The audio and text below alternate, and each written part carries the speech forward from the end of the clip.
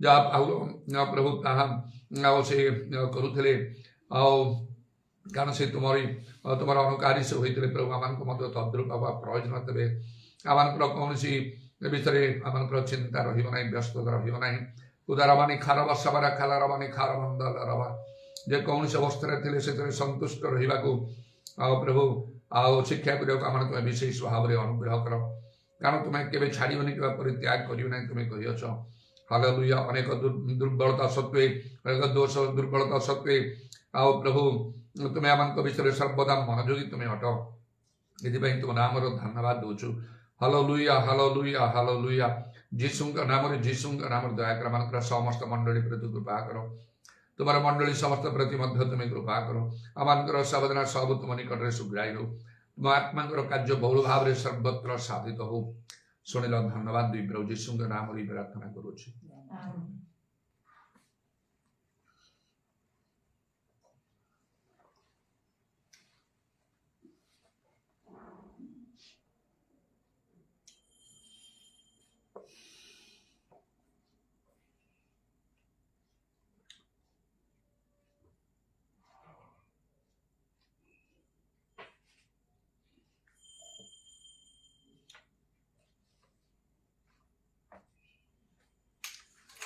Aki anando uchuli uchuti api karu daya mari marana bidai visuddha kutam ananda divana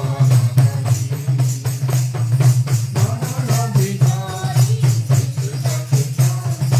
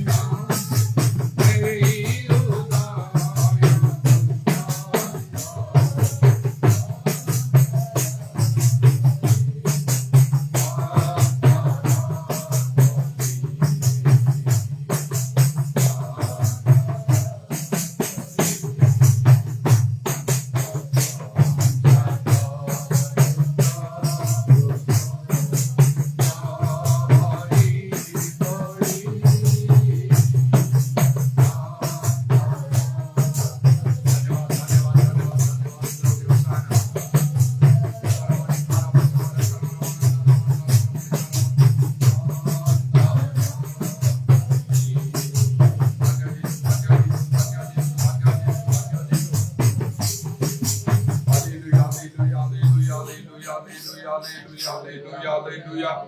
Udaramani Karavakramana Karavandala Ramana Daramandala Ramana Daramashabaraba. Sabara bara bara bara bara bara bara bara bara bara bara bara bara bara bara Mandala Rama. Holy, holy, holy, holy, holy, holy, holy, holy, holy, holy, holy, holy, holy, holy, holy, holy. Holy, holy, holy, holy, holy, holy, holy, holy, holy, holy, holy, holy, holy, holy, holy. Sabara kala Ramana Daramanda Daramana Daramanda Daramana Daramanda. Hallelujah, hallelujah, hallelujah, hallelujah, hallelujah, hallelujah. Holy, holy, holy, holy, holy, holy, holy, holy, holy, holy, holy, holy, holy, holy, holy, holy, holy, holy. Hosanna Ramani Kala Ramana Daramanda Daramana Daramanda Daramana. Hallelujah, hallelujah, hallelujah, hallelujah, hallelujah, hallelujah, hallelujah, hallelujah, hallelujah, hallelujah. Holy, holy, holy, holy, holy, holy, holy, holy, holy, holy, holy, holy, holy, holy, holy, holy, holy.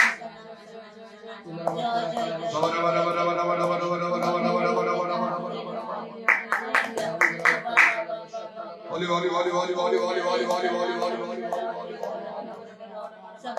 Holy, holy, holy, holy, holy, holy, holy, holy, holy, holy, holy, holy, holy, holy, holy.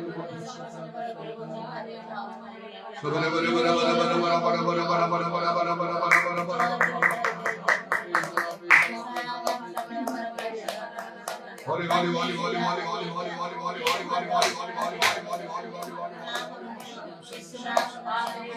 Oh Lord, have us, have us, have us, have us, have us, have us, have us.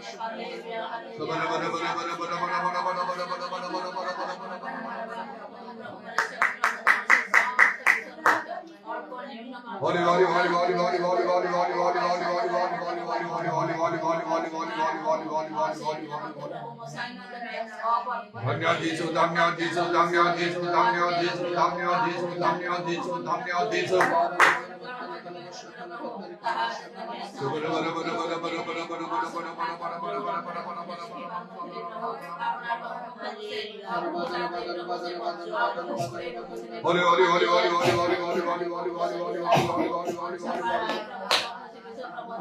Hallelujah, hallelujah, hallelujah, hallelujah, hallelujah, hallelujah. Thank you, Jesus. Glory be of name, glory be of name, glory be of name, glory be of name. Sudaramani Karava Savara Kalaramani Daramandala Ramana Daramandala. Onamaro Dhanyavad, Dhanyavad, Dhanyavad, Dhanyavad, Dhanyavad, Dhanyavad. Hallelujah, hallelujah, hallelujah. Praise you, Jesus, praise you, Jesus.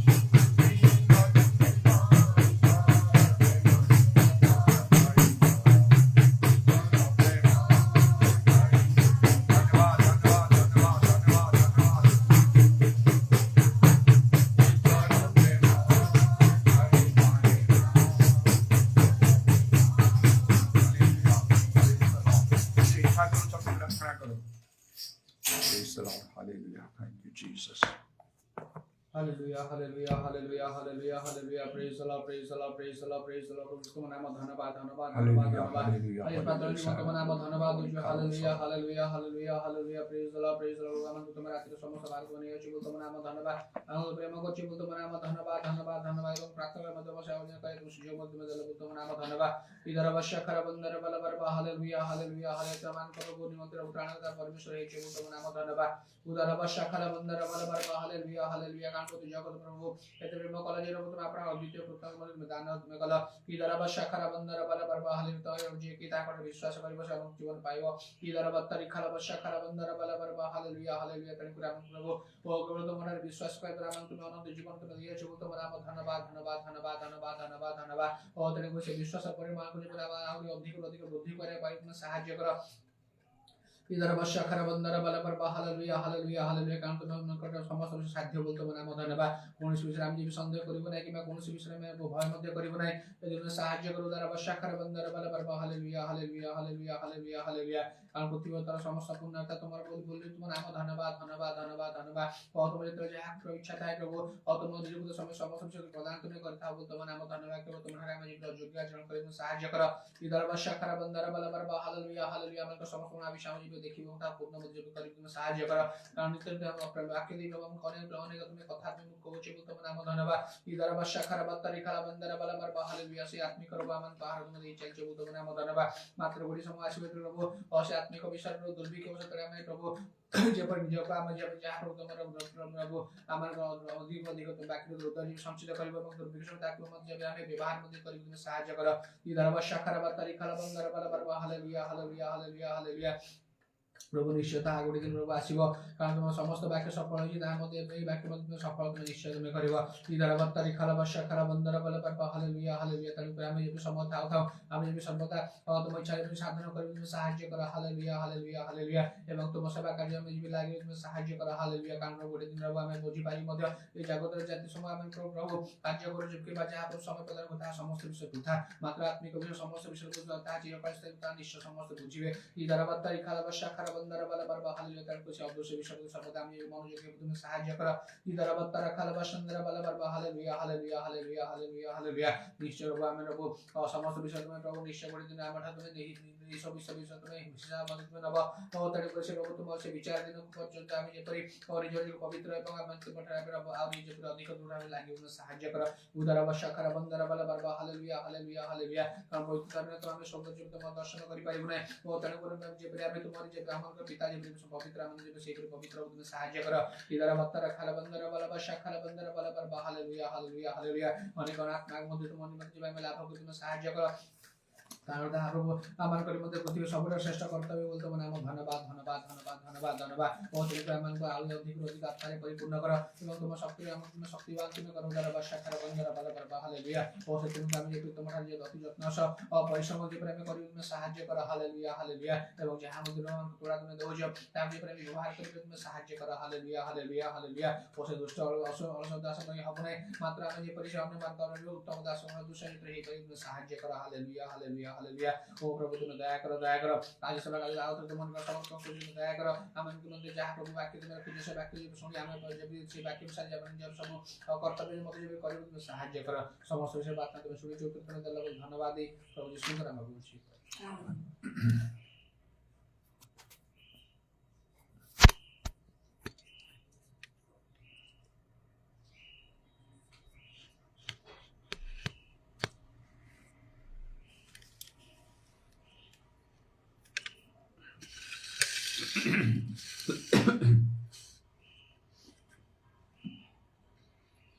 ଲୁକ 12 ପର୍ବ 15 ପଦରୁ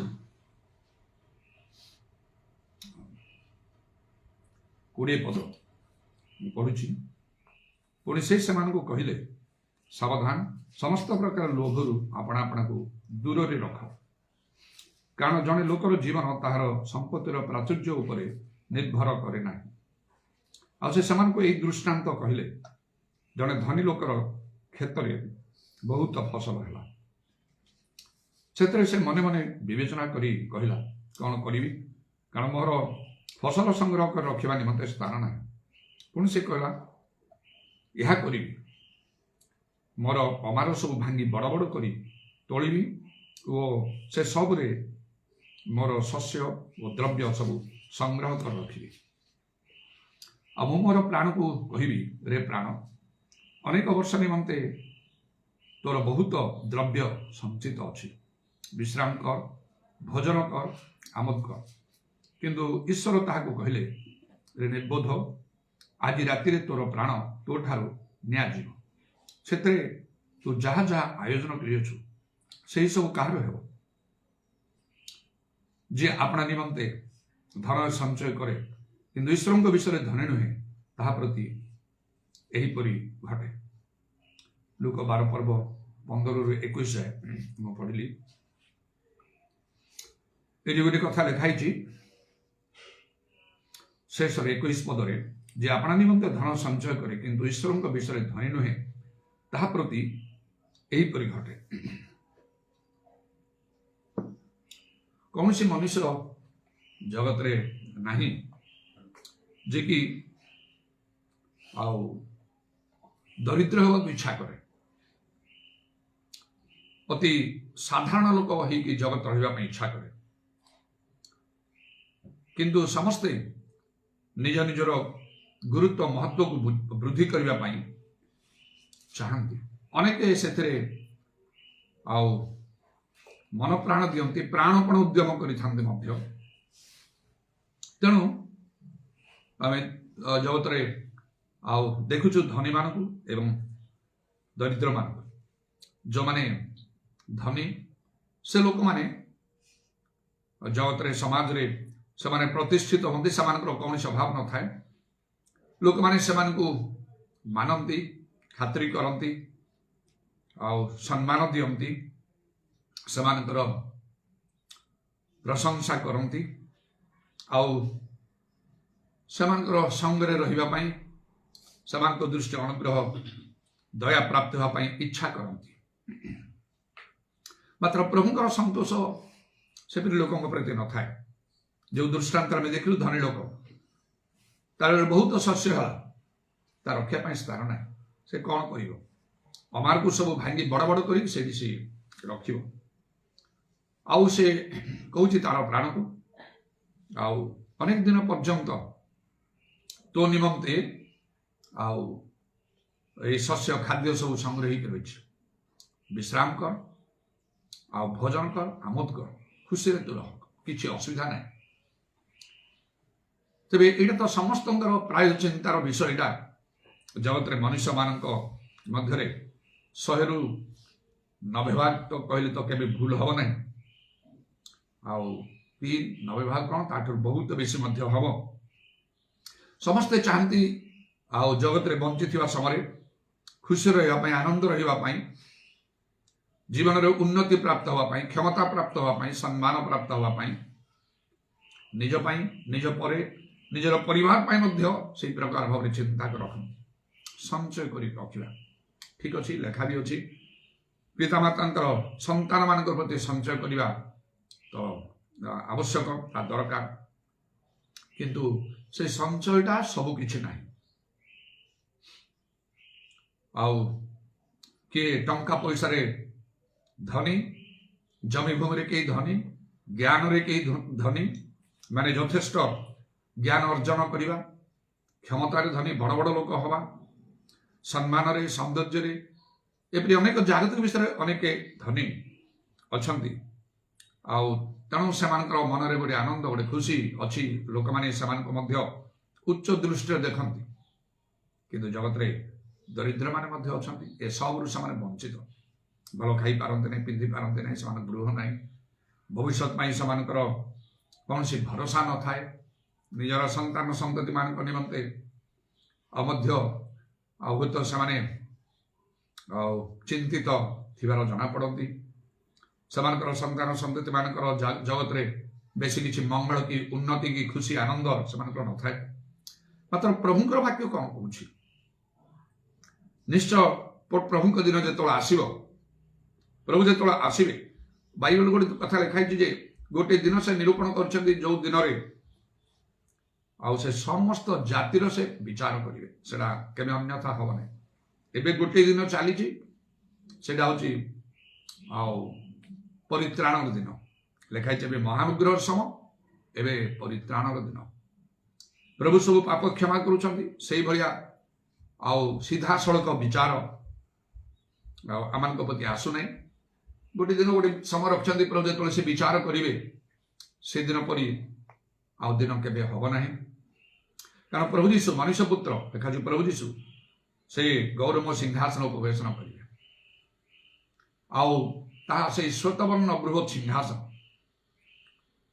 ତାଙ୍କର ସମ୍ମୁଖରୁ ଆକାଶ ମଣ୍ଡଳ ଚର୍ମ ପୁସ୍ତକ ଗୁଡ଼ାଇକି ଗୁଡ଼ା ହେଲା ପରେ ଦୂରୀକୃତ ହେଲା ପୁସ୍ତକ ମାନ ସବୁ ଫିଟା ହେବ ସେଥିରେ ଲିଖିତ ଥିବା ବିଷୟ ପ୍ରମାଣେ ସେ ବିଚାର କରିବେ ଶେଷରେ ଏପରି ହବ ଲେଖା ହେଉଛି ପ୍ରକାଶିତ ବାକ୍ୟରେ ଗୋଟିଏ ପୁସ୍ତକ ଜୀବନ ପୁସ୍ତକ ନାମ ଗୋଟିଏ ପୁସ୍ତକ ଫିଟା ହେବ ଯାହାର ନାମ ସେଥିରେ ଥିବାର ଦେଖା ନଯିବ ତାକୁ ଅଗ୍ନିମ ହ୍ରଦ ଅର୍ଥାତ୍ ନରକରେ ପକାଯିବ ଏଇଟା ପାଇଁ କିନ୍ତୁ କେହି ଚିନ୍ତା କରୁନାହାନ୍ତି ଅନେକ ପୁସ୍ତକ ପଢ଼ିବା କ୍ରାନ୍ତିଜନକ ବୋଲିକି ସଲୋମନ କହୁଛନ୍ତି ଅନେକ ପୁସ୍ତକ ପଢ଼ୁଛନ୍ତି ବହୁତ ଜ୍ଞାନ ପାଇବା ପାଇଁ ସେମାନେ ଶିକ୍ଷିତ ଲୋକ ଜ୍ଞାନୀ ଲୋକ ବଡ଼ ବଡ଼ ଚାକିରି ସେମାନେ କରିପାରିବେ ବଡ଼ ବଡ଼ ଲୋକମାନଙ୍କ ମଧ୍ୟରେ ସ୍ଥାନ ପାଇବେ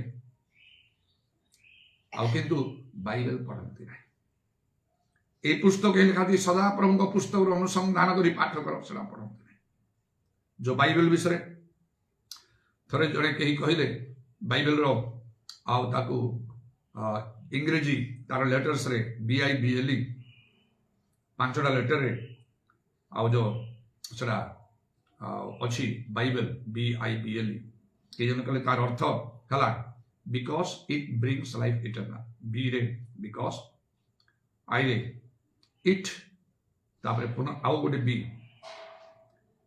brings ତାପରେ L ହେଲା ଲାଇଫ୍ E ହେଲା ଇଟର୍ନାଲ ବିକଜ ଇଟ୍ ବ୍ରିଙ୍ଗସ୍ ଲାଇଫ୍ ଇଟର୍ନାଲ ମାନେ ଏହା ଅନନ୍ତ ଜୀବନ ଦିଏ ଏଇଟା କେହି ଧ୍ୟାନ କରିବା ପାଇଁ ଚାହାନ୍ତି ନାହିଁ ଅନୁସନ୍ଧାନ ରିସର୍ଚ୍ଚ ସେଠି କରିବା ପାଇଁ ଚାହାନ୍ତି ନାହିଁ ଯାହା କରନ୍ତି ଅନ୍ୟାନ୍ୟ ଅନେକ ପୁସ୍ତକ ସେଥିରେ ସଫଳ ହେଲେ ଜଗତରେ ସେମାନଙ୍କର ମଙ୍ଗଳ ହୁଏ ବଡ଼ ଲୋକ ହେଇପାରିବେ ବଡ଼ ଚାକିରି କରି ବହୁତ ପଇସା ପାଇବେ ଘର ଦ୍ୱାର ଷ୍ଟାଟସ୍ ସେମାନେ ମେଣ୍ଟେନ୍ କରିପାରିବେ କିନ୍ତୁ ପ୍ରଭୁ ଯୀଶୁ କହିଲେ ଜଣେ ଲୋକର ଜୀବନ ତାର ଧନର ପ୍ରାଚୁର୍ଯ୍ୟ ଉପରେ ନିର୍ଭର କରେ ନାହିଁ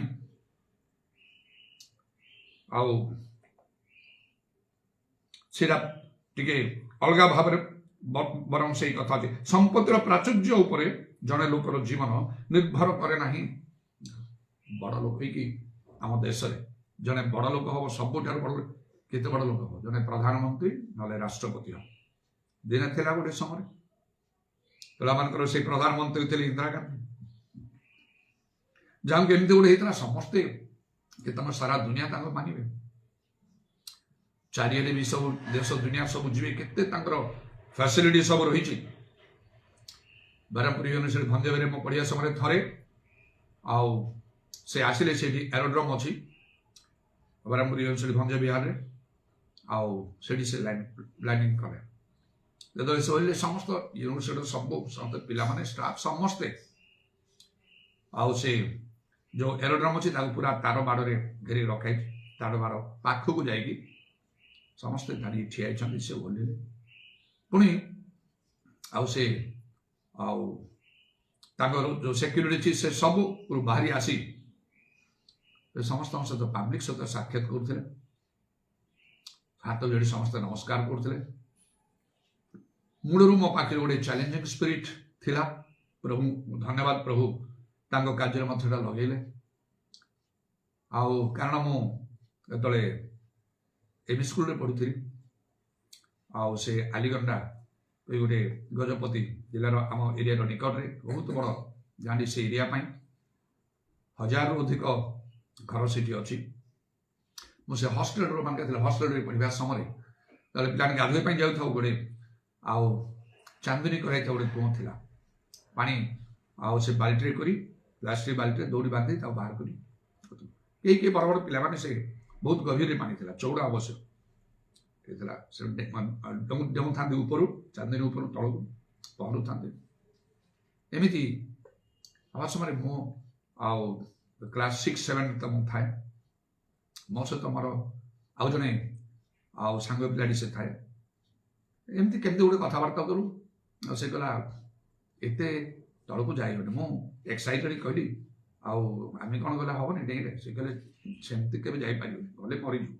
ଆରେ ଏମାନେ ଯାଉଛନ୍ତି, ସେମାନେ ଯାଉଛନ୍ତି, ଜାଣିଛନ୍ତି ବଡ଼ ପିଲାମାନେ ଏତେ ଗଭୀରରେ ପାଣି ଅଛି, ସେଠି ପହଁରା ବି ଜାଣିବା ଦରକାର। ମୁଁ ଯିବି। କହିଲା କେବେ ନାହିଁ। ତାର ମୋର ବ୍ୟାଟ୍ ମାରିଲୁ, ବାଜି ଲଗେଇଲୁ, ଯଦି ମୁଁ ଯାଏ ମୁଁ ଡେଇଁପାରିବି, ଉପରୁ ଡେଇଁବା। ହଁ ମୁଁ ଉପରୁ ଡେଇଁବି। କ'ଣ କହିବ? ମୁଁ 25 ପଇସା, 25 ପଇସା ମାନେ ସେଟା କେତେ ଆଉ ସେତେବେଳେ ଥିଲା, କେତେ ତାର ମୂଲ୍ୟ ଥିଲା ପଇସାର, ଟଙ୍କାର। ସତ ବ୍ୟାଟ୍ ମାରି হবে କେବେ? ମୁଁ କାଲି ଡେଇଁବି। ଆଉ ଅନ୍ୟମାନେ ନାଇଁ ନାଇଁ ସେମିତି ଡେଇଁ ହେବନି, ମରିଯିବ ଏକଦମ। ଏ ଭିତରେ ଗଲେ ସେ ପାଣି ପ୍ରଥମେ ଭିତରୁ ନେବ, ତାକୁ ଉପରକୁ ଉଠିବା ପାଇଁ ସେ ପହଁରା ଦରକାର। ମୁଁ କରିବି ତ। କେମିତି? ଅନ୍ୟମାନଙ୍କୁ ପଚାରିଲେ ଏଇଟା ଡେଇଁଲେ କେମିତି ଲାଗେ, କ'ଣ କରିବା ପରେ? କହିଲେ ଡେଇଁଲେ ଏତେ ଉପରୁ ଯିବ, ପାଣି ପ୍ରଥମ ଭିତରକୁ ନେଇଯିବ, ଡରିଲେ ହବ ନାହିଁ। ଆଉ ସେଇ ଭିତରେ ତମ ନିଶ୍ୱାସ ପ୍ରଶ୍ୱାସ ପାଇବନି, ଟିକେ ଅଟକେ ରଖିବାକୁ ପଡ଼ିବ। ହାତକୁ ଉପରକୁ ଦୁଇଟା ହାତ କରିବାକୁ ପଡ଼ିବ, ତାହେଲେ ତମକୁ ଉପରକୁ ଉଠିବ। ମୁଁ କହିଲି ଯଦି ତଳୁ କରିବ, ତଳୁ କଲେ ଆହୁରି ଭିତରକୁ ଯିବ। ଆଚ୍ଛା ଏତିକି ତ। ତାପରେ ଗୋଡ଼ ଦୁଇଟାକୁ ସାଇକେଲ ପେଡଲିଂ କଲାଭଳି ତମେ କରିବ, ତାହେଲେ ପାଣି ତମକୁ ସେମିତି ରଖିବ, ଉପରେ ରଖିବ। ଏତିକି ପଚାରିଛି। ମୁଁ କହିଲି ଚାଲ ମୁଁ କାଲି ଡେଇଁବି। ମୁଁ କହିଲି ମୋ ଉପରୁ ତଳକୁ, ଯେଉଁମାନେ ତଳେ ଥିଲେ ସେମାନେ କହିଲେ ଡର ନାହିଁ କିଛି, ଆମେ ଅଛୁ। ମୁଁ ଡେଇଁଲି, ସେ 25 ପଇସା ବି ମୁଁ ପାଇଲି। ଏମିତି ମୂଳରୁ ମୋ ପାଖରେ ଗୋଟେ ବିଷୟ ଥିଲା, କାରଣ ଏତେ ଶହ ଶହ ପିଲା ସବୁ ଅଛନ୍ତି।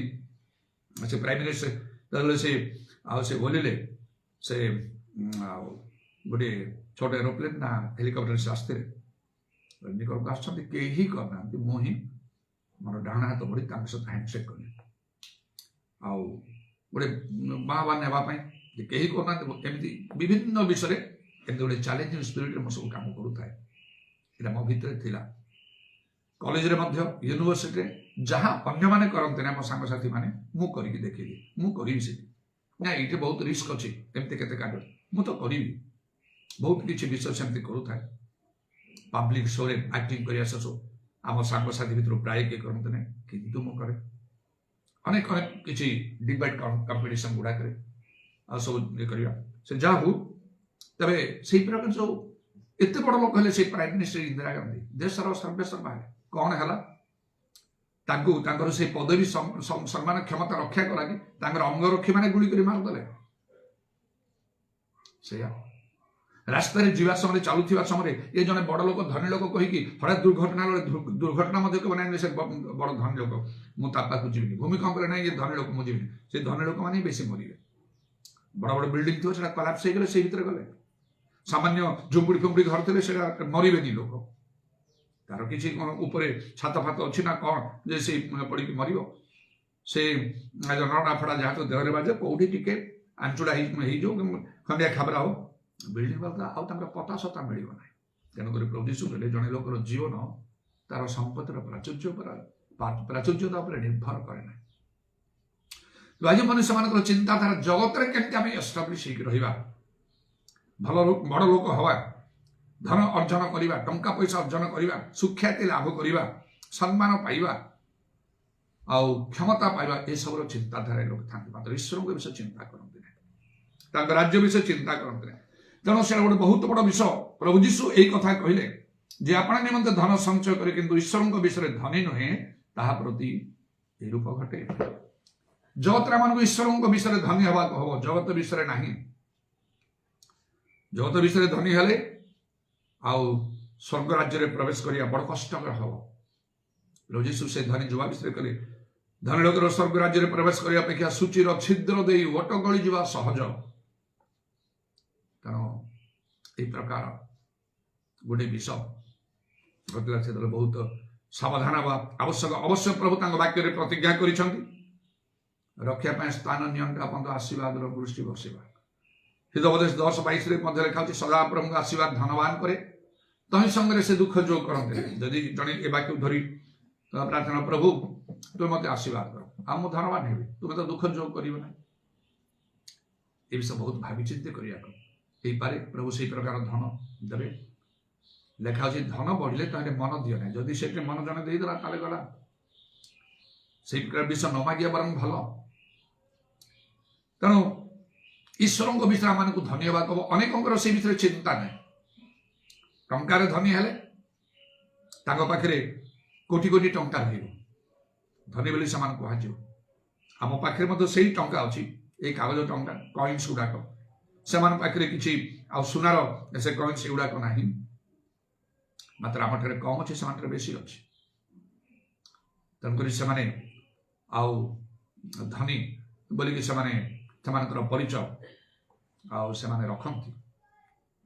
ଜଗତରେ ସେମାନଙ୍କର ବହୁତ ଭଲ ହୁଏ, ବହୁତ ଭଲ ସୁନ୍ଦର ଘର ଘର ଅନେକ ଲୋକ ରହନ୍ତି। ଏତେ ସୁନ୍ଦର ଘରଟା କୋଠା ବିଲ୍ଡିଂ ସେ କରିଛି, ଗାଡ଼ି ମଟର ଇତ୍ୟାଦି ସବୁ ରଖି, ଭଲ ଖାଇବା ପିଇବା ପିନ୍ଧିବା ସଙ୍ଗେ ପିଲାମାନେ ଭଲ ଭାବରେ ପାଠ ପଢ଼ିବା, ଦେଶ ବିଦେଶରେ ସବୁ ଯାଇ ବଡ଼ ବଡ଼ ଚାକିରି କରିବା, ଲୋକ ସମସ୍ତେ ମାନିବେ। ଠିକ ଅଛି, ମାତ୍ର ଆଉ ଆଉ ଯେମିତି ଲେଖା ଅଛି, ନିର୍ବୋଧନ ଏ ପ୍ରଭୁଙ୍କ ଇଚ୍ଛା କ'ଣ ତା ବୁଝ। ଧର୍ମଶାସ୍ତ୍ରରେ ଲେଖା ହେଇଛି ଈଶ୍ୱରଙ୍କର ବିଷୟରେ ଧନବାନ କି ଯଦି ନାହିଁ ତୁମ ପ୍ରତି ଏ ରୂପ ଘଟିବ। କ'ଣ ଘଟିବ? ସେ ଧନୀ ଲୋକ ବିଷୟରେ କୁହାଗଲା, ଯେତେବେଳେ ସେ ଅମାରକୁ ବଡ଼ ବଡ଼ କରିକି ସେ ଆଉ କରି ସବୁ ରଖି କହୁଛି ତାର ପ୍ରାଣକୁ ବିଶ୍ରାମ କର, ଆମୋଦ କର, ଭୋଜନ କର, ଅନେକ ଦିନ ପର୍ଯ୍ୟନ୍ତ ତୋ ପାଇଁ ଆଉ ଖାଦ୍ୟ ଦେବ ସବୁ। କିନ୍ତୁ ପରମେଶ୍ୱର କହୁଛନ୍ତି, ପ୍ରଭୁ କହୁଛନ୍ତି, ରେ ମୂର୍ଖ, ଆଜି ତୋର ପ୍ରାଣ ତୋ ଠାରୁ ନିଆଯିବ, ଆଉ ଏସବୁ କାହାର ହବ? ଆଉ ସେ ଲୋକ ବା ତାର କୋଡେ ଲେଖା ହେଲା, କିନ୍ତୁ ଈଶ୍ୱର ତାହା କହିଲେ, ରେ ନିର୍ବୋଧ, ଆଜି ରାତିରେ ତୋର ପ୍ରାଣ ତୋ ଠାରୁ ନିଆଯିବ, ସେଥିରେ ତୁ ଯାହା ଯାହା ଆୟୋଜନ କରିଅଛୁ ସେହି ସବୁ କାହାର? ଏବେ ଗତକାଲି ବାରମ୍ବାର ମତେ ଗୋଟେ ବ୍ରହ୍ମପୁର ଗୋଟେ ଫୋନ୍ ଆସିଲା, ବ୍ରହ୍ମପୁର ନାହିଁ ସେଟା ଆକ୍ଚୁଆଲି ସେମାନେ ମେଡିକାଲରୁ ଫୋନ୍ କରିଛନ୍ତି ମତେ। ପ୍ରଭୁ ଧନ୍ୟବାଦ, ପ୍ରଭୁ କିଛି ବିଶେଷ କାର୍ଯ୍ୟ କରେ। ଡାଳିଆମ୍ବ କହି ଗୋଟେ ସ୍ଥାନ, ଆଉ ପ୍ରାୟ 3 କି 4 ବର୍ଷ ହବ ପରେ ମତେ ଲାଗୁଛି। ସେ ସମୟରେ ମତେ ସେଟା ଆଉ ସୌର ଲୋକଙ୍କର ସେ ମଣ୍ଡଳୀ, ଆଉ ସେଠି ସେମାନଙ୍କର ଗୋଟେ ଆନୁଆଲ ମିଟିଂ ଥିଲା, କନଭେନସନ ଥିଲା, ମତେ ସେମାନେ ଡାକିଥିଲେ ସ୍ପିକର କରି। ମୁଁ ଆମମାନଙ୍କର ମଣ୍ଡଳୀ ସବୁ ଭିଜିଟ୍ ପାଇଁ ଯାଇଥିବା ସମୟରେ ସେଇଠି ସେ ମିଟିଂଟା ହେଇଥିଲା। ଆଉ ମୁଁ ମୋ ସହିତ ଆମ ମଣ୍ଡଳୀର ଅନେକ ଲୋକ ବି ଯାଇଥିଲେ। ଆଉ ସେ ଅନେକ ଦିନ ହେଲା ଭିଡ଼ିଓ ସବୁ ତ ମୁଁ ଫେସବୁକ୍ରେ ୟୁଟ୍ୟୁବରେ ଅପଲୋଡ଼ କରୁଛି, ସମୟରେ ସେଗୁଡ଼ାକ ବାହାରେ ଦେଖେ ମଧ୍ୟ। ନିକଟରେ ବାହାରିଥିଲା, ମୁଁ ଦେଖୁଥିଲି ଏଇ ସ୍ଥାନରେ ଏତେ ସୁନ୍ଦର କାର୍ଯ୍ୟ ହେଉଥିଲା, କେମିତି ଲୋକମାନେ ସବୁ ପ୍ରଭୁ ବାକ୍ୟ ଶୁଣିବା ପାଇଁ ଆତୁର ହେଉଥିଲେ। ପ୍ରଭୁ ମୋତେ ବ୍ୟବହାର କଲେ। ସେଠିକାର ଜଣେ ଲୋକ ଫୋନ୍ କରିଛି, ଆଉ ସେଟା ମୋର ଫୋନ୍ରେ ସେ ନମ୍ବରଟା ମୁଁ ସେଭ୍ କରିନି। କହିଲା, କ'ଣ ଆଜ୍ଞା? ନା ମୋ ବାପା ବହୁତ ସିରିୟସ୍ ହେଇକି ଅଛନ୍ତି, ତାଙ୍କର କିଡନୀ ଫେଲୁଅର ହେଇଛି, ମେଡିକାଲ ଆମେ ନେଇକି ଆସ। ବର୍ତ୍ତମାନ ତାଙ୍କ କଣ୍ଡିସନ ବହୁତ ଖରାପ, ଖାଲି ମୁଣ୍ଡ ଖାଲି ହଲଉଛନ୍ତି, ଛଟପଟ ହେଉଛନ୍ତି, ଆଉ କ'ଣ ମନ ଇଚ୍ଛା କଥାଗୁଡ଼ା ସବୁ କହୁଛନ୍ତି, ଆଉ ତାଙ୍କର ଆଉ ଏମିତି ହୋସ୍ ବି ଆସୁନି, ଏଇ ଟାଇପ୍ର ହେଇକି ଅବସ୍ଥା ହେଇକି ଅଛନ୍ତି, ଆପଣ ଟିକେ ପ୍ରାର୍ଥନା କରିବେ। ସେ ପଚାରିଲି, ସେ ସବୁ ଡିଟେଲ କଲା, ମୁଁ ଏଠିକାର ଏମିତି ସବୁ। ମୋ ନମ୍ବର ତମେ କେମିତି ପାଇଲ? ନାହିଁ, ଆପଣଙ୍କ ମଣ୍ଡଳୀରେ ଜଣେ ତା ସହିତ ଦେଖା ହେଇକି ମୋର ଟିକେ ପରିଚୟ ହେଇଯାଇଛି ମୋହନାରେ, ଆଉ ମୋତେ ସେ ଦେଲେ ଫୋନ୍ କଲେ। ଆଚ୍ଛା, ତୁମେ ଆଉ ସେ କ'ଣ ଡକ୍ଟର ନାହାନ୍ତି କି? ନାଇଁ, କେହି ନାହାନ୍ତି। ଡାକ, ଏମିତିଆ କଣ୍ଡିସନ ହେଇଛି, ତାଙ୍କୁ ଡାକି ସେ କହିଗଲା, ସେ ଦେଖିବେ, କରିବେ, ସେ ଟ୍ରିଟମେଣ୍ଟ କରୁଛ। କେହି ଶୁଣୁନାହାନ୍ତି। ଆଜ୍ଞା, ମୁଁ କେମିତି ଶୁଣିବେନି? ତମେ ସେଠି ଅଛ, ଯାଅ ସେ ଡକ୍ଟର ରୁମ୍କୁ ଯାଅ, ଯେ କେହି ବି ଥିବେ ଗୋଟେ ଚାର୍ଜରେ ତାଙ୍କୁ କହିବ ନା, ଆସ, ଏମିତି କଣ୍ଡିସନ ଶୁଣିବେ ନାହିଁ, କେମିତି ଟିକେ ଜୋର ଦେଇ କହିବ। ନା ଆଜ୍ଞା, କେତେ କହୁଛୁ ଶୁଣୁନାହାନ୍ତି। ମୁଁ କହିଲି, ସତ କଥା, ଅସଂଖ୍ୟ ଶହ ଶହ ହଜାର ହଜାର ଲୋକ ପଡ଼ିକି ଅଛନ୍ତି ସେଠି, କାହାକୁ କେତେ ସେମାନେ ଦେଖିବେ, ପେସେନ୍ସ ବି ରହୁନଥିବ। ଆଉ ତାପରେ ମୁଁ ଭାବିଲି, ମୁଁ ଏତେ କାହିଁକି ଏମିତି କହୁଛି, ସେ ଏତେ ପ୍ରାର୍ଥନା କରିବା ପାଇଁ ହେଉଛି, ମୋର ପ୍ରାର୍ଥନା କରିବା କର୍ତ୍ତବ୍ୟ।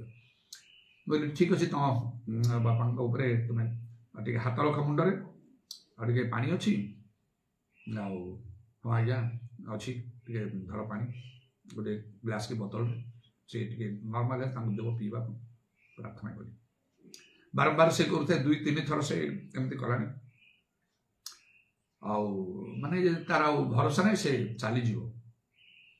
ତାପରେ ପୁଣି ରାତି କେତେ ସମୟ ହେଲାଣି, ସେତେବେଳକୁ ପୁଣି ଆଉ ଥରେ ସେ କହୁଛି, ମୋତେ ଟିକେ ଏତେ ପ୍ରାର୍ଥନା କରିନି, ପୁଣି ଆଉ ଏଇ ସମୟରେ ମୋର ଶରୀର କଣ୍ଡିସନ ତ ହଁ, ପ୍ରଭୁ ତ ମୋତେ ପ୍ରାୟ ବହୁତ ଭଲ କରିକି ରଖିଛନ୍ତି। ବର୍ତ୍ତମାନ ବାହାରକୁ ଯିବା ପାଇଁ କେବଳ ମୁଁ ଅପେକ୍ଷା କରୁଛି, ପ୍ରଭୁ କୁହନ୍ତୁ। ମୋ ନାତି ଛୋଟ ପିଲା ହେଲେ ମଧ୍ୟ ତା ଦ୍ୱାରା ଯେଉଁ ବିଶେଷ ଭାବରେ 2 ଥର କଥା କହିଲେ, ତେଣୁ ମୋ ନିଜ ଇଚ୍ଛାରେ ମୁଁ କିଛି କରିବାକୁ ଚାହୁଁନାହିଁ। ଆଉ ମୁଁ ଅପେକ୍ଷା କରୁଛି ପ୍ରଭୁଙ୍କ ଆଡ଼ୁ କିଛି ମୋତେ ହଉ, ତାପରେ ଆସ୍ତେ ବାହାରକୁ ବାହାରିକି କହିକି ଚିନ୍ତା କରିଛି। ତେଣୁ ମୁଁ ସେ ଫୋନ୍ଟା ଉଠେଇଲି ନାହିଁ, କିନ୍ତୁ ସେଥିରେ ଗୋଟେ ଗୁଡ୍ ନ୍ୟୁଜ୍ ଥିଲା। ଆଉ ମୁଁ ଭାବିଲି, ତା ପାଇଁ ଏତେ ଥର ମୁଁ ପ୍ରାର୍ଥନା କରୁଛି, ଆଉ କ'ଣ କରିବି ଏବେ? କାଲି ପୁଣି ଏତେ ପରିଶ୍ରମ ହେଇଛି ଗିର୍ଜାରେ ଅନ୍ୟାନ୍ୟ ରବିବାର ଠାରୁ କାଲି ବହୁତ ଟିକେ ପରିଶ୍ରମ ହେଲା। ଆଉ ସେଇ ରବିବାର ଗିର୍ଜା ପରେ ହେଲେ ମୁଁ ଆସ୍ତେ ଆସ୍ତେ ଆସ୍ତେ ଆସ୍ତେ ଗୋଟେ ଗୋଟେ ଷ୍ଟେପ୍ ଆଗକୁ ଉଠୁଛି। ବସିକି କରୁଥିଲି, ବସିକି ପୁଣି ଆଉ କ'ଣ ସେଇ କିବୋର୍ଡକୁ ବଜେଇଲି। ତାପରେ ଟିକେ ସେଟା ତ ଭଲ ଲାଗୁନି, ଅନେକ ଲୋକ ଆଉ ସେ ୱାଚ୍ କରୁଛନ୍ତି ଲାଇଭରେ, ତେଣୁକରି ମୁଁ ଠିଆ ହେଇକି ତ ହଠାତ୍ କରିପାରିବିନି। ମୁଁ ଚେୟାରରେ ବସି ତାକୁ କିବୋର୍ଡ କଲି, ଠିଆ ହେଇକି ମୁଁ ପ୍ରିଚିଂ କରିବାକୁ ଲାଗିଲି।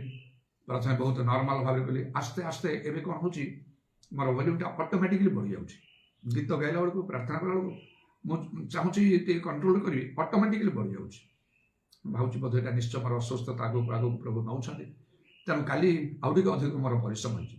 ତାପରେ ଟିକେ ମୁଣ୍ଡ ଟିକେ ବୁଲାଏ, ଟିକେ ୱିକ୍ ଲାଗେ, ଟିକେ ଅସ୍ଥିର ଲାଗେ। ମୁଁ କଣ୍ଟ୍ରୋଲ କରିକି ଯାଏ, ମାନେ ଗିଜା ସରିଲା ପରେ। କିନ୍ତୁ କାଲି ଦେଖିଲି ଯେ କାଲି କିଛି ନାହିଁ, ଯେତେ ପରିଶ୍ରମ ବି ହେଲା କୌଣସି ପ୍ରକାର ଶରୀରର ପ୍ରୋବ୍ଲେମ୍ ନାହିଁ।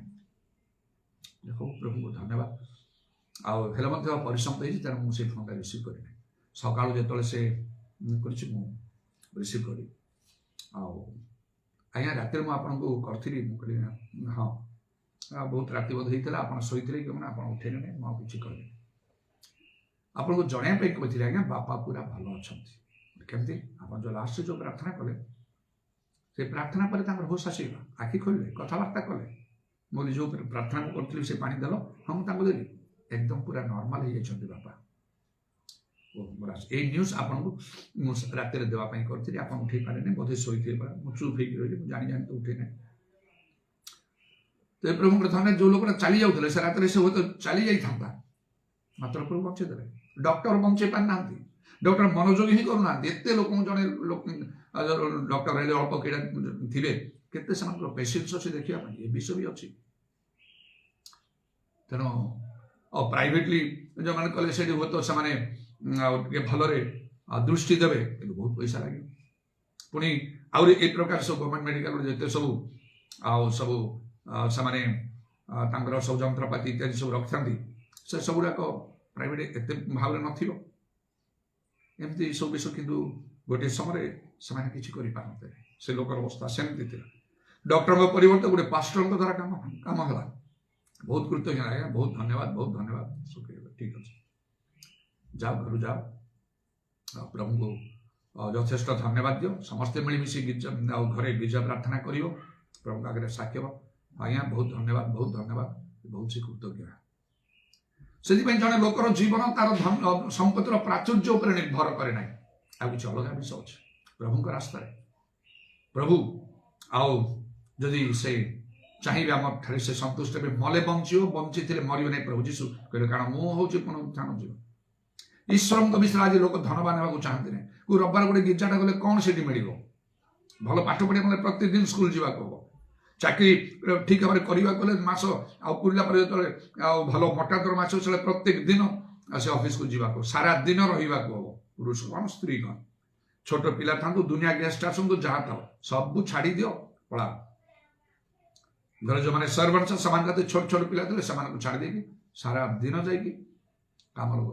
ତେଣୁ ଆଉ ଚାକିରି କରି ବହୁତ ଦରମା ମିଳେ, ବହୁତ ଭଲରେ ଚଳନ୍ତି, ଅବସ୍ଥା ନଥାଏ। ଏମିତି କାମ ଈଶ୍ୱରଙ୍କ ପାଇଁ କରିବା କଥା, ଈଶ୍ୱରଙ୍କ ବିଷୟରେ ସେଇ ପ୍ରକାର କରନ୍ତି ନାହିଁ। ଈଶ୍ୱରଙ୍କ ବିଷୟରେ ଧନବାନ ହେବାକୁ ହେଲେ ବାଇବଲଟା ଟିକିଏ ଗୋଟେ ପଦ ପଢ଼ିଦେଲେ, ନହେଲେ କେଉଁ ଗୋଟେ ପୁସ୍ତକରେ ସବୁ ଲେଖା ହେଇଥିବ ସେଇଟା ଗୋଟେ ପଢ଼ିଦେଇକି ରଖିଲେ ହେବ ନାହିଁ। ମାତ୍ର ଦିବାରାତ୍ରି ତାଙ୍କ ବ୍ୟବସ୍ଥା ଯେ ଧ୍ୟାନ କଲେ ସେ ଲୋକ ଧନ୍ୟ ବୋଲି ଗୀତ ସଂହିତା 1 ପର୍ବ ଲେଖା ଅଛି, ଜିଓ 1 ପର୍ବ ଲେଖା ଅଛି। ବାଇବେଲକୁ ଖୋଲିକି ଦିନ ରାତି ଡିପ୍ ଷ୍ଟଡି କରିବାକୁ ହବ। ମୋ ଭିତରେ ସେ ମୁଁ ବାଇବେଲ ଛଡା କିଛି ତ କରେ ନାହିଁ। ଏଇଟା ନାହିଁ ଯେ ପ୍ରମୁଖ ଲୋକମାନଙ୍କୁ ମୁଁ ତୁଚ୍ଛ କରେ, ସେଇ ପ୍ରକାର ନାହିଁ। ଆଗରେ ବହୁତ ସେ ନୂଆ ନୂଆରେ ସରଳ ଭାବରେ ସବୁ କରୁଥିଲେ। ଜଣେ ଲୋକଙ୍କ ନାଁ ଶୁଣିଲେ କି ପୃଥିବୀ ବିଖ୍ୟାତ ସେଇ ଓକେ, ତାଙ୍କର ସବୁ ମ୍ୟାଗାଜିନ୍, ଗୋଟେ ମ୍ୟାଗାଜିନ୍ ଦେଖିଲେ ଏଠି ସୁନ୍ଦର କରିକି ତାର ମଲାଟ ସବୁ ଅଛି ଆଗରେ ପଛରେ, ଆଉ ବହୁତ ତାଙ୍କ ମିଟିଂରେ ଏତେ ଲୋକ ସବୁ ହୁଅନ୍ତି। ମୁଁ ଜଣେ ଯେତେବେଳେ ଏଇ ମ୍ୟାଗାଜିନ୍ ନିଅନ୍ତୁ ନା ତ ଶୁଣିଥିଲି, ମୁଁ କହିଲି ଆଉ ଦିଅନ୍ତୁ, ଆଉ ଗୋଟେ ଦୁଇଟା ସେଥିରେ କହିଲେ ଏ ଲୋକ ନାଁରେ ଏତେ ମୁଁ ଶୁଣିଛି ଏମିତି କରିକି। ମୁଁ କହିଲି ଆଉ ଅଛି? ହଁ ଅଛି। କହିଲେ ଦିଅନ୍ତୁ, ଆଉ ଟିକେ ଦିଅନ୍ତୁ। ମୁଁ ନେଇକି ସବୁ କରିଛି। କହିଲେ ଆପଣ ସାରନ୍ତୁ ତାପରେ। ଆଚ୍ଛା, ମୁଁ ନିଜେ ଇଚ୍ଛା କଲେ ସେଟା ମୁଁ ମଗେଇ ପାରିବିନି? ହଁ ହବ, ଆପଣ ଏଇଟା ପଢ଼ନ୍ତୁ ପରେ ଦେଖି। ସେ ମ୍ୟାଗାଜିନ୍ ନେଲି, ତାର ପ୍ରଥମ ଆର୍ଟିକଲଟା ପଢ଼ିଲି, ଅଳ୍ପ ଟିକେ ପଢ଼ିଛି, ଆଉ ପଢ଼ିବାର ଇଚ୍ଛା ହେଲା ନାହିଁ। ସେଠି ଦେଖିଲି ସେଇଠି ଲିଟରେଚର ସାହିତ୍ୟ ସବୁ ଲେଖା ହେଇଛି। ଗୋଟିଏ ଆଶ୍ଚର୍ଯ୍ୟ ଏ ମିଟିଂ ଗୋଟେ ଆଶ୍ଚର୍ଯ୍ୟ କର୍ମ ନାହିଁ। ଗୋଟେ ଲୋକ ପ୍ରାର୍ଥନା ଦ୍ୱାରା ଆତ୍ମାରେ ଆବିଷ୍ଟ ହୋଇ ପ୍ରାର୍ଥନା କରିବା ସମୟରେ ପ୍ରଭୁଙ୍କ ଲୋକମାନେ ସେଇ ଜାଗାରେ ଆଶ୍ଚର୍ଯ୍ୟ କର୍ମ ହେଇଯାଏ। ସାମ୍ନାକୁ ଆସି ସେମାନେ ସାକ୍ଷ୍ୟ ଦିଅନ୍ତି। ପବିତ୍ର ଆତ୍ମାରେ ପୂର୍ଣ୍ଣ ହବା, ପରଭାଷା ଗୋଟେ ଶୁଣିଲି ନାହିଁ। ଆତ୍ମାରେ ଉତ୍ତପ୍ତ ହବା ସେଇ ପ୍ରକାର ନାହିଁ। ଯାବତୀୟ ଜ୍ଞାନ ଇଏ କ'ଣ? ଏଇ ଯାବତୀୟ ଜ୍ଞାନ ଈଶ୍ୱର ଦୃଷ୍ଟି ମୂର୍ଖତା। ପିତରଙ୍କ ପାଉଲଙ୍କୁ ବି କାମ ହବାକୁ ପଡ଼ିବ। ଦେଖିଲି ସବୁ ସୁନ୍ଦର ସୁନ୍ଦର ଚିତ୍ର, ଜ୍ଞାନର ସବୁ କଥା, ସାହିତ୍ୟ, ଭାଷା। ପ୍ରଥମ ଆର୍ଟିକଲ ବି ମୁଁ କମ୍ପ୍ଲିଟ୍ କରିନି, ଟିକେ ପଢ଼ିଲି କ୍ଲୋଜ୍। ଯେତେ ସବୁ ହେଇଥିଲା ତାଙ୍କୁ ନେଇକି ଦେଇଦେଲି। ପଢ଼ିଲେ କି? ମୁଁ କହିଲି ହଁ ହଁ, ମାନେ ପଢ଼ିଲି ନା, ମୁଁ ତ ପୁରା ତ ପଢ଼ିନି କିନ୍ତୁ ଟିକେ ତ ପଢ଼ିଛି ନା। ମୁଁ ସେତେ ମିଛ ବି ନାହିଁ। ସବୁ ପଢ଼ିଲେ କି ସେ କହିନାହାନ୍ତି। ପଢ଼ିଲେ? ମୁଁ କହିଲି ହଁ ପଢ଼ି, ମାନେ ଏତିକି ପଢ଼ିଛି। ଆଉ ନେବେ, ଆଉ ଛେଗଲ ନେବେ? ମୁଁ କହିଲି ପରେ। ନାଇଁ କହୁଥିଲେ ତାଙ୍କୁ ମଗେଇବେ? ମୁଁ କହିଲି ହଁ ପରେ। କେବେ ମୁଁ ମଗେଇଲି? ଆଉ ଜଣକୁ ଗୋଟେ ମ୍ୟାଗାଜିନ୍ ଦେଖିଲି, ସେଠି ବିଭିନ୍ନ ପ୍ରକାର ଆଶ୍ଚର୍ଯ୍ୟ କର୍ମ, ଆତ୍ମା କାର୍ଯ୍ୟ, ଆତ୍ମାର ଉତ୍ତପ୍ତ। ଭଲ ଲାଗିଲା ଟିକେ ପଢ଼ିଲି। ଅନେକ ଦିନ ପରେ ମୋ ମନରେ ପ୍ରେରଣା ଆସିଲା, ଆଉ ଏଇଟା ତ ଠିକ୍ ଅଛି, ଏମିତି କରିବା କଥା। ନିଜଠାରେ ତମେ ଡେଭଲପ୍ କର ଏଇ କ୍ୱାଲିଟି। ଏମିତି କାମ ତମେ କର, ଲୋକ ତମକୁ ଦେଖନ୍ତୁ, ତମଠାରୁ ଶିଖନ୍ତୁ, ତୁମ ଲେଖାକୁ ପଢ଼ନ୍ତୁ। ସେମାନେ ସେଇ ସ୍ତରକୁ ଗଲେ ତମେ ନିଜେ ସେମିତି ଅରିଜିନାଲ ହଉନ ତମେ। ଏକ୍ଜାକ୍ଟଲି। ମୁଁ ତୁଚ୍ଛ କରେନି କାହାକୁ, କିନ୍ତୁ ନିଜେ ବଢ଼ିବା ପାଇଁ ମୁଁ ଚାହେଁ, ଅନ୍ୟମାନଙ୍କର ଆଦର୍ଶ ହେବା ପାଇଁ ଚାହେଁ। ତେଣୁକରି ଯେତେବେଳେ ମୁଁ ପଢ଼େ ଧର୍ମଶାସ୍ତ୍ର ସମ୍ବନ୍ଧରେ, ବାଇବେଲ ଛଡ଼ା ମୁଁ ଦ୍ୱିତୀୟ କିଛି ପଢ଼େ ନାହିଁ। ପବିତ୍ର ଆତ୍ମା ମୋତେ ସେଠି କଥା କହିବାକୁ ହବ, ସେଇଠୁ ମୁଁ ପ୍ରେରଣା ପାଏ। ବାଇବେଲ ଛଡ଼ା ଦ୍ୱିତୀୟ କିଛି ମୁଁ ପଢ଼େ ନାହିଁ। ସ୍ପିରିଚୁଆଲ କୌଣସି ବୁକ୍ ନାହିଁ। ନାହିଁ ଯେ ମୁଁ କାହାକୁ ତୁଚ୍ଛ କରୁଛି। ଯେଉଁମାନେ ସମ୍ମାନ ପାଇବାର ଯୋଗ୍ୟ ପ୍ରଭୁଙ୍କ ଲୋକମାନେ 2 ଗୁଣର ସମାନ ସେମାନେ ପାଆନ୍ତି, ମୁଁ ସେମାନଙ୍କୁ ସମ୍ମାନ ଦିଏ। ସେମାନେ ନିତାନ୍ତ ଫରେନର୍ସ ହେବା କୌଣସି ଆବଶ୍ୟକ ନାହିଁ। ଦେଖିବା ପାଇଁ ଗୋରା ଦ୍ୱାରା ସୌନ୍ଦର୍ଯ୍ୟ ସବୁ ହେଇକି ହେବା ଆବଶ୍ୟକ ନାହିଁ। ସେମାନେ ଆମମାନଙ୍କର ଦେଶର, ରାଜ୍ୟର, ସହର, ଗ୍ରାମର ଆଉ ଅତି ସାଧାରଣ ଲୋକ ମଧ୍ୟ ହେଇପାରନ୍ତି। କିନ୍ତୁ ସେମାନଙ୍କୁ ଦେଖିବାକୁ ଯେପରି ପରମେଶ୍ୱର କହିଲେ ମଶାକୁ, ଏଇ ନୁନର ପୁତ୍ର ଜିହୋଶୁକୁ ନିଅ, ଏହାଙ୍କଠାରେ ଆତ୍ମା ଅଛନ୍ତି। ଯଦି ପ୍ରକୃତ ଆତ୍ମାଙ୍କର କାର୍ଯ୍ୟ ଦେଖେ, ଅନ୍ତର ସହ ମୁଁ ସେପରି ଲୋକମାନଙ୍କୁ ସମର୍ଥନ କରେ। ଈଶ୍ୱରଙ୍କର ଶକ୍ତି, ଈଶ୍ୱରଙ୍କର ଆତ୍ମା, ଈଶ୍ୱରଙ୍କର ଦର୍ଶନ, ଈଶ୍ୱରଙ୍କର ବାକ୍ୟ ମାନେ ସତ୍ୟ ବାକ୍ୟ ଥିଲେ ଅନ୍ତର ସହ ମୁଁ ସମର୍ଥନ କରେ। ନଚେତ୍ ମୁଁ ଲାଷ୍ଟ ପର୍ସନ୍, ଯେ ଲୋକଙ୍କର କୌଣସି ବିଷୟକୁ ଦେଖି ମୁଁ ପ୍ରଭାବିତ ହେବା ଲୋକ ନୁହେଁ। ନହେଲେ ମୁଁ ପ୍ରଭୁ କାର୍ଯ୍ୟ ଠିକ୍ କରିପାରିବିନି। ଈଶ୍ୱରଙ୍କ ବିଷୟ ଧନବାନ ହେବାକୁ ହେଲେ ଦିନ ରାତି ଡେଲି ବାଇବେଲ ଷ୍ଟଡି କରିବାକୁ ହବ। ଆଉ ବାକ୍ୟ ମୁଁ ହୃଦୟରେ ସଞ୍ଚୟ କରି ରଖିଛି ବୋଲି 19 ରଖାଉଛି। ବାଇହାର୍ଟର ଅନେକ ବିଷୟ ସବୁ କହିବାକୁ ହବ। ଭଲ ପ୍ରଭୁ ଗୌରବ ପାଇ ଗୋଟେ ସ୍ଥାନରେ ଜିଲ୍ଲାର ଗୋଟେ ବାପ୍ଟିସ୍ମ ଗୋଟେ ମିଟିଂ ହଉଥିଲା। ଆମର ପାଷ୍ଟରମାନେ ଯାଇଥିଲେ। ଆଉ ସେ ମିଟିଂରେ ଯେତେବେଳେ ମୁଁ ମିଟିଂ ନେଉଥିଲି, ବହୁତ ଲୋକ ମାନେ ଥିଲେ, ସହସ୍ରାଧିକ ଲୋକ। ଆଉ ଆମର ପାଷ୍ଟର ସେ ସାମସନ୍ କହୁଥାନ୍ତି ମୋତେ, ଭାଇନା ଯେତେବେଳେ ଆମର ପ୍ରିଚିଂ କରୁଥାନ୍ତି ନା, ଲୋକମାନଙ୍କୁ ଅନଉଥାଉ। ମୁଁ ଟିକେ ୱାଚ୍ କରେ କିଏ କେମିତି ଗ୍ରହଣ କରୁ। ପାଖରେ ଥିବା ଲୋକମାନେ ସେମାନେ କ'ଣ ଏକଦମ ଆଚମ୍ବିତ ହେଉଛନ୍ତି, କ'ଣ କେମିତି ଲୋକଟା, ଏମିତି ଲୋକ ଆମେ କେବେ ଦେଖିନୁ। ବାଇବେଲଟା ତାର ମୁହଁରେ ଅଛି, ବାଇବେଲକୁ ଦେଖୁନି ଜମା, ସେ କହିଦେଉଛି ଏମିତି କରିକି। ଏମିତି ହେବା କଥା ନା, ଏମିତି ପ୍ରମୁଖ ଲୋକମାନେ ପ୍ରଚାର କରେ ନା, ଆମର ହୃଦୟକୁ ଛୁଇଁବ। ଆଉ ଖାଲି ଏ ଡାଇରେକ୍ଟର ଏମିତି ସେମିତି କିଛି କାମ ନାହିଁ ସେଥିରେ। କାହିଁକି ଆମ ଲୋକମାନେ ଏମିତି ହେଇପାରୁନ? କାରଣ ତାଙ୍କ ଭିତରେ ଏମିତି ସବୁ ଆଲୋଚନା ହେଉଛି। ତମର ଷ୍ଟାଇଲ ଅଫ୍ ପ୍ରିଚିଂରେ ଯେଉଁ ଫ୍ରି ଷ୍ଟାଇଲରେ ତମେ କରୁଛ, ବାଇହାର୍ଟରେ ସବୁ ଏମିତି ଲେଖା ଅଛନ୍ତି, ବାଇବେଲ ବି ଖୋଲୁନ, ବହୁତ ପ୍ରଭାବ ପଡ଼େ। ଗୋଟେ ମନରେ ନଥିଲେ କେତେ ଡିପଲି ବାଇବେଲ ଷ୍ଟଡି କରିବାକୁ ହବ, ପବିତ୍ର ଆତ୍ମାରେ ପୂର୍ଣ୍ଣ ହେବାକୁ ହବ, ଯଥେଷ୍ଟ ଭାବରେ ଆତ୍ମିକ ଦାନ ଗୁଡ଼ା। ତାହେଲେ ସିନା ଆଉ ଈଶ୍ୱରଙ୍କ ବିଷୟରେ ଧନବାନ ପବିତ୍ର ଆତ୍ମା ବି ନାହିଁ। ତାପରେ ଆତ୍ମାଙ୍କର ଦାନ ଗୁଡ଼ାକ ସବୁ ଅଛି। ପ୍ରଭୁଙ୍କର ଦର୍ଶନ, ଅନେକ ଦର୍ଶନ ଗୁଡ଼ାକ ଥିବ ଉନ୍ନତ ମାନର। ଏଇଟା ସବୁ ଆତ୍ମିକ ବିଷୟରେ, ଈଶ୍ୱରଙ୍କ ବିଷୟରେ ଆମମାନଙ୍କୁ ଏମିତି ଧନବାନ ହେବାକୁ ହବ। ଈଶ୍ୱରଙ୍କର ଶକ୍ତି ପ୍ରାପ୍ତ ହେଇକି ନାନା ପ୍ରକାର ଆଶ୍ଚର୍ଯ୍ୟ କର୍ମ କରିବାକୁ ହବ। ଗୋଟିଏ ବି ଯଦି ନାହିଁ, ଈଶ୍ୱରଙ୍କ ଶକ୍ତି ନାହିଁ, ଈଶ୍ୱରଙ୍କ ବିଷୟରେ ସେ ଗରିବ, କିଛି ନାହିଁ ତାଠାରେ। ଜଣେ ବିଶ୍ୱାସରେ ତ 5ଟା ଚିହ୍ନ ଅନୁବର୍ତ୍ତୀ ହବ। ହିସାବ ଦେବା ଦିନରେ କ'ଣ ପ୍ରଭୁ କହିବେନି? ଏ ଯେଉଁ ବିଶ୍ୱାସର ଚିହ୍ନ ଯାହା ଲେଖା, ତମଠାରେ କାହିଁକି ଏଗୁଡ଼ାକ ଅନୁବର୍ତ୍ତୀ ହେଲା ନାହିଁ? ଏସବୁ ଭିତରେ ଈଶ୍ୱରଙ୍କର ବାକ୍ୟ ଶକ୍ତିରେ ପ୍ରକାଶ ପାଏ। ଅନେକ ତ ପାଳକ ପ୍ରଚାର ଖ୍ରୀଷ୍ଟିଆନ ନେତା ଅଛନ୍ତି, ମାତ୍ର ସେମାନଙ୍କ ଦ୍ୱାରା କାମ ହଉନି। ବିଶ୍ୱାସ ବି କରିପାରିବ, କାହିଁକି ତମର ଦ୍ୱାରା ହେଲାନି? ସେୟା ପୁରୁଷ ହଉ କି ସ୍ତ୍ରୀ ହଉ, ଖାଲି ଟିକେ ବାଇବେଲ ପଢୁଥିଲ କି ଯାଉଥିଲ, ଆସିକି ରହିଗଲ ଏତିରେ। ସେଇଭଳି ତୁମେ ପ୍ରଭୁଠାରୁ ଶକ୍ତି ମାଗିଲନି, ଆତ୍ମିକ ଦାନ ମାଗିଲ ନାହିଁ, ଉପବାସ କଲ ନାହିଁ, ପ୍ରାର୍ଥନାରେ ସେମିତି ଲାଗି ରହିଲ ନାହିଁ, ପ୍ରଭୁଙ୍କର ସତ୍ୟ ବାକ୍ୟ ଆଉ ତମେ ଧରି ପୁରା ଚାଲିଲ ନାହିଁ, ସେଇଟା କହିଲ ନାହିଁ। ସେଟା 2 ଧାର ଖଡ୍ଗ ଠାରୁ ତୀକ୍ଷ୍ଣତର ରହିଥାନ୍ତା। ପ୍ରଭୁ ଆପଣ ବାକ୍ୟ ପଠେଇ ସୁସ୍ଥ କରନ୍ତୁ। ପ୍ରଭୁଙ୍କ ଦର୍ଶନଟା କାହିଁ ତମ ମିଳୁନଥିଲା? କମ୍ ସେ କମ୍ ପ୍ରଭୁ ସ୍ୱପ୍ନ ଦର୍ଶନରେ ବିଶେଷ ଭାବରେ ତ କଥା କହିଥାନ୍ତେ। କିଛି ନାହିଁ ଆତ୍ମିକ ବିଷୟରେ କିଛି ନାହିଁ ସେମାନଙ୍କ ପାଇଁ ଦଣ୍ଡ ଅଛି ପ୍ରଭୁ ଯୀଶୁ କହିଲେ ସେ ଯୋଉ ଧନୀ ଲୋକ ଯେ ଈଶ୍ୱରଙ୍କ ବିଷୟରେ ଧନବାନ ନାହିଁ ଆତ୍ମିକ ମାନ ନାହିଁ ଜାଗବିତ ବିଷୟରେ କେବଳ ସେ ଧନ ସଞ୍ଚୟ କରୁଛି ତାହେଲେ ରେ ନିର୍ବୋଧ ଏ ମୂର୍ଖ ଅଜ୍ଞାନ ତମେ ଆଜି ରାତିରେ ତୋର ପ୍ରାଣ ନିଆଯିବ ତେଣୁ ମୁଁ କହିଲି ସେ ଲୋକ ମରିଯାଉଥିଲା ତାର ସମ୍ପତ୍ତିର ପ୍ରାଚୁର୍ଯ୍ୟ ଉପରେ ଜୀବନ ନିର୍ଭର କଲାଣି ଡାକ୍ତର ପାଖକୁ ଯାଇକି ଡାକ୍ତର ଆସୁ ହିଁ ନା କଣ କରିବ ଆଉ ଏଇ ସମୟରେ କେମିତି ପ୍ରଭୁ ତାକୁ ସାହାଯ୍ୟ କଲେ ସେମାନଙ୍କର ମଣ୍ଡଳୀର ମାନେ ସେଇ ଆଉ କୁଟୁଡ଼ାର ଦିବାକର ଭାଇ ତାଙ୍କ ସହିତ ମନରେ ଦେଖା ଲାଗେ ଆଉ ମତେ ଆପଣଙ୍କ ନମ୍ବର ଦେଲେ ମାନେ 5 ଟଙ୍କା ଲୋକଟା ବଞ୍ଚିଗଲା ସେଥିପାଇଁ ଆମମାନଙ୍କୁ ଜାଗତିକ ବିଷୟରେ ନାହିଁ ଆତ୍ମିକ ବିଷୟରେ ଆମକୁ ଧନ ଯଦି ଆମେ ଜଗତରେ ଧନ ପାଇନାହୁଁ ସାଧନ ହେଇକି କହୁଛୁ ଠିକ କଥା ସେଟା ସବୁ ନାହିଁ ତ କହିଲେ ହବ ନା ମୁଁ ତ ଧନ ନକରେ ମୁଁ ଗରିବ ଲୋକ ପ୍ରଭୁ ପ୍ରଶଂସା କରିଦେବେ ତମେ ଗରିବ ହେଲ ଆଉ ତେଣୁକରି ଭଲ କାହିଁକି ତମେ ଗରିବ ହେଲ ନା ମାନେ ଯେମିତି ପରିଶ୍ରମ କରୁଛନ୍ତି ତମ ପରିଶ୍ରମ ଜଣେ ଯଦି କିଛି କାମ ପରିଶ୍ରମ କରିବ ନାହିଁ ସେ କଣ ଧନ ପାଇବ କେମିତି ପାଠ ସାଠ ପଢିବ ନାହିଁ ତ ସେ ଆଉ ଉନ୍ନତି କରିବ କେମିତି ବୋଧ ପାଠ ପଢି ପରୀକ୍ଷା ଦେଇ ଚାକିରି ସେ ପାଇବ କେମିତି ତ ନିଜର ନେଗ୍ଲିଜେନ୍ସ ନିଜର ଦୁର୍ବଳତା ପ୍ରତ୍ୟେକ କଠିନ ପରିଶ୍ରମରେ ଫଳ ଅଛି ବୋଲି ତେଣୁ ସେମିତି ଯାହା ବି ହଉ ପ୍ରଭୁ ଚାହାନ୍ତି କଣ ଈଶ୍ୱରଙ୍କ ବିଷୟରେ ଧନବାନ ହବାକୁ ଜାଗତିକ ବିଷୟରେ ନହେଲେ ନାହିଁ ସେଇଟା ପ୍ରଭୁ ପଚାରିବେ ନାହିଁ ତମେ କାହିଁ ଧନୀ ହେଲ ନାହିଁ କୋଠା ଘର ବନେଇଲ ନାହିଁ 4 ହ୍ୱିଲର୍ସ ତମର ରହିଲାନି ବ୍ୟାଙ୍କ ବାଲାନ୍ସ କାହିଁ ରହିଲାନି ଏଇଟା ପଚାରିବେନି ପବିତ୍ର ଆତ୍ମା କାହିଁ ପାଇଲ ନାହିଁ ଈଶ୍ୱରଙ୍କର ଶକ୍ତି କାହିଁ ପାଇଲ ନାହିଁ ଈଶ୍ୱରଙ୍କର ସତ୍ୟ ବାକ୍ୟ କାହିଁ ତମେ ଧରିଲ ନାହିଁ ଆତ୍ମା ଲାଭ ତମେ କାହିଁ କଲ ନାହିଁ ନରକ ଯାଉଛନ୍ତି ସବୁ ଲୋକମାନେ ତୁମ ପରି ଲୋକମାନଙ୍କ ଦ୍ୱାରା ଅନେକ ଅନେକ ଲୋକ ରକ୍ଷା ପାଇଛନ୍ତି ମନ ପରିବର୍ତ୍ତନ କରିଛନ୍ତି ପରିତ୍ରାଣ ପାଇଛନ୍ତି ପବିତ୍ର ଆତ୍ମା ପାଇଛନ୍ତି ଗିର୍ଜା ଆସିଛନ୍ତି ବଦଳି ଯାଇଛନ୍ତି ତମ ଦ୍ୱାରା କାହିଁ ସେଟା ହେଲା ନାହିଁ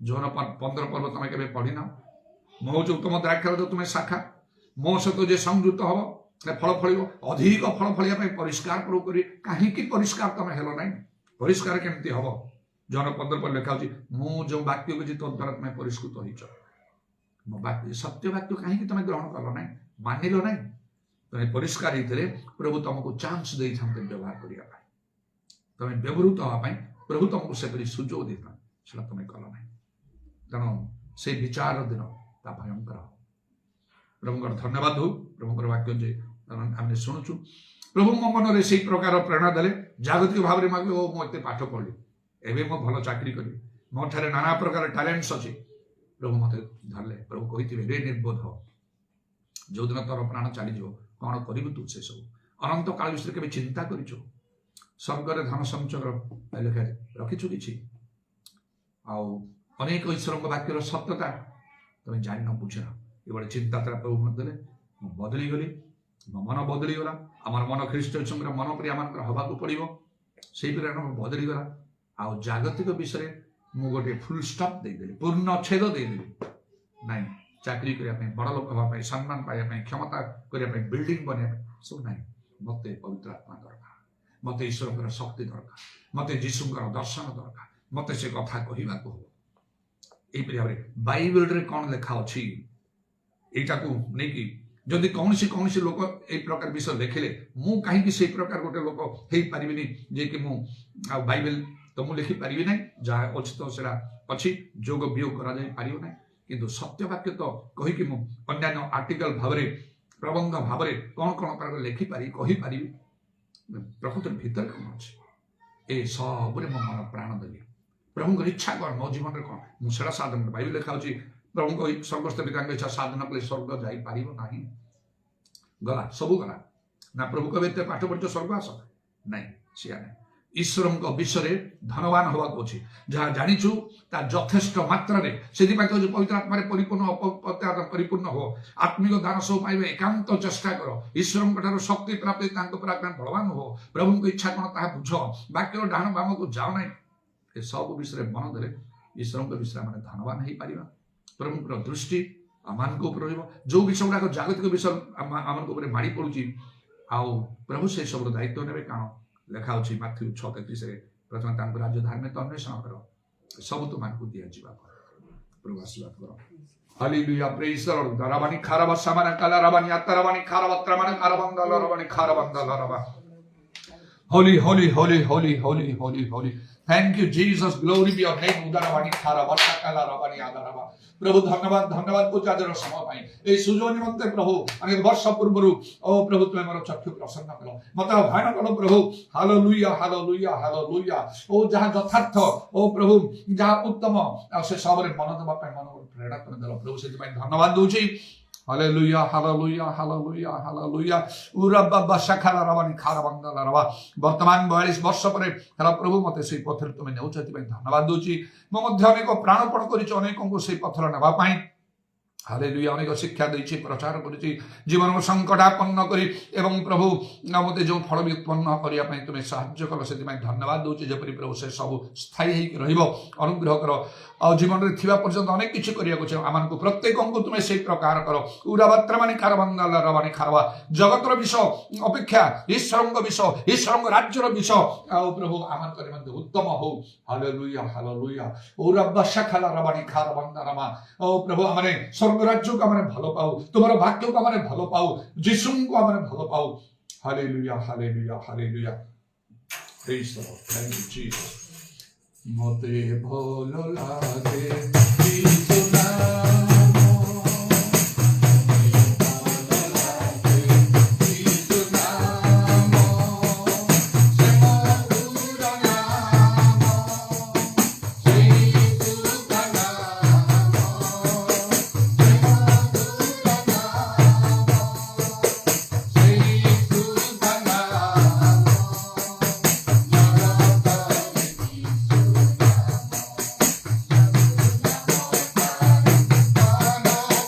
ସେଇ ସୁଖ ନାମ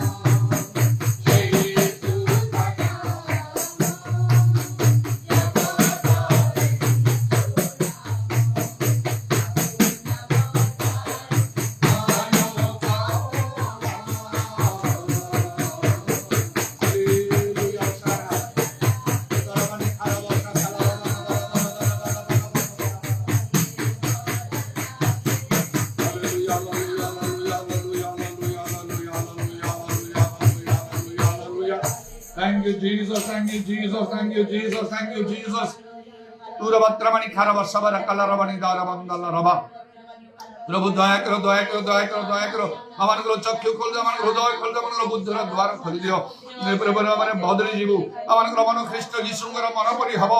Lord have mercy on us. In the name of Jesus. Hallelujah, hallelujah. ଯଦ୍ୱାରା ମାନେ ଶାରୀରିକ ପ୍ରଭୁ ଆଉ ଭାବରେ ଯେ ପିଲାମାନେ ଆଚରଣ କରିବୁ ନାହିଁ। Hallelujah, hallelujah.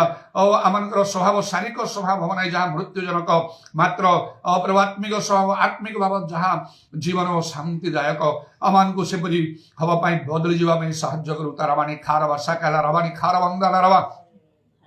ଆଜି ମଧ୍ୟ ନିଶ୍ଚୟ ସେଇ ଦୂତଙ୍କର ବାଣୀ ଆମମାନଙ୍କର କର୍ଣ୍ଣରେ ବାଜୁଛି। ତୁମେ ଆଉ କହିଲ, ଆଉ ସେଦିନ ସେ ଲୋଟଙ୍କୁ କିପରି କହିଲେ, ପ୍ରାଣ ରକ୍ଷା ନିମନ୍ତେ ପଳାଅ, ପଛ ଆଡ଼କୁ ଅନାଅ ନାହିଁ, ଏ ପ୍ରାନ୍ତର ମଧ୍ୟରେ ରହ ନାହିଁ, ପର୍ବତକୁ ପଳେଇଯାଅ, ନହେଲେ ବିନଷ୍ଟ ହବ।